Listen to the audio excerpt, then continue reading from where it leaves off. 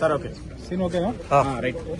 ఈ మధ్య కాలంలో హైదరాబాద్ నగరంలో వానాకాలము ఒక వానలు మనం ఏదైతే చూసినామో అది హైదరాబాద్లో బీభత్సాన్ని సృష్టించిన విషయాన్ని మనం చూసాం.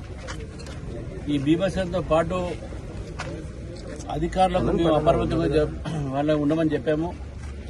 వానాకాలం వస్తుంది, మ్యాన్ హోల్స్ కానీ రోడ్లు కానీ కరెంటు సమస్య కానీ ఇవన్నీ పెరుగుతాయని చెప్పేసి.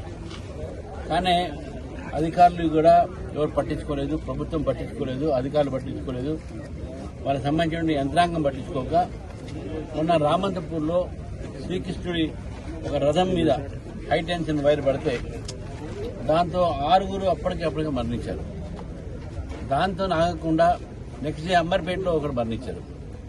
మరి దాని తర్వాత సికింద్రాబాద్లో ఒకరు మరణించారు. తర్వాత స్ట్రీట్ లైట్స్ ఎక్కడ కూడా లైట్ అక్కడ లేవు హైదరాబాద్ నగరంలో. రోడ్ల పరిస్థితి చాలా ఘోరంగా ఉన్నాయి. ఎన్నోసార్లు ప్రభుత్వానికి మేము చెప్తున్నప్పుడు కూడా వానాకాలం వస్తుంది, ప్రజల ఒక సమస్యను పట్టించుకోండి అంటే ఇటు జిహెచ్ఎంసీ పట్టించుకోలేదు, ఇటు ఎలక్ట్రిసిటీ డిపార్ట్మెంట్ పట్టించుకోవట్లేదు, ఇటు ఒక ప్రభుత్వం ఒక యంత్రాంగం పట్టించుకోవట్లేదు. కాబట్టి హైదరాబాద్ నగరంలో